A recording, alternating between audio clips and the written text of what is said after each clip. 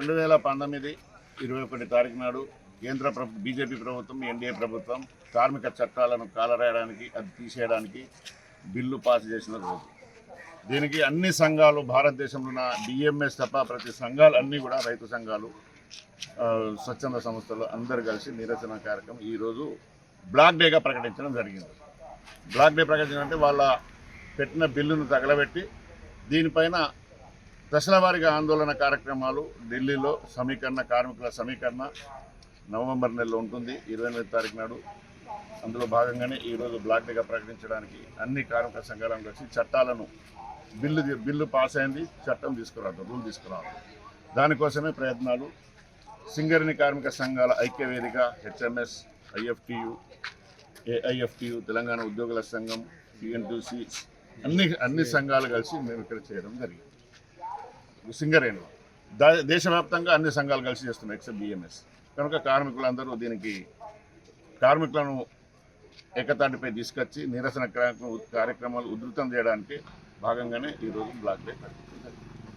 ఈరోజు దేశవ్యాప్తంగా అన్ని కార్మిక సంఘాలు, వ్యవసాయ కార్మిక సంఘాలు, స్వచ్ఛంద సంస్థలు అన్నీ కూడా బీజేపీ మోడీ ప్రభుత్వానికి వ్యతిరేకంగా లేబర్ కోడ్లను 29 లేబర్ కోడ్లను 4 కోడ్లుగా మార్చి దానికి వ్యతిరేకంగా, అలాగే తెలంగాణలోని బొగ్గు గనులన్నీ కూడా సింగరేణికి కేటాయించాలని డిమాండ్ చేస్తూ నిరసన కార్యక్రమం బ్లాక్ డే నిర్వహించడం జరుగుతూ ఉంది. మూడోసారి అధికారంలోకి వచ్చిన తర్వాత మోడీ దూకుడుగా వ్యవహరిస్తూ ఉన్నాడు, కార్మిక చట్టాలను మారుస్తూ ఉన్నాడు, ప్రభుత్వ రంగ సంస్థలను ప్రైవేటీకరణ చేస్తూ ఉన్నాడు.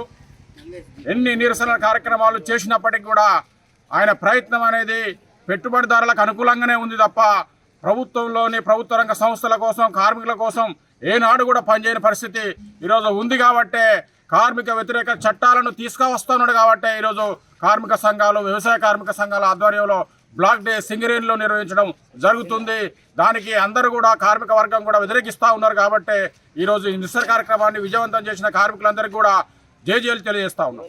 కేంద్రంలోని నరేంద్ర మోడీ ప్రభుత్వం అనుసరిస్తున్నటువంటి రైతు వ్యతిరేక విధానాలపైన ఇవాళ కార్మిక సంఘాలు, రైతు సంఘాలు దేశవ్యాప్తంగా బ్లాక్ డేకు పిలుపునివ్వడం అనేది జరిగింది.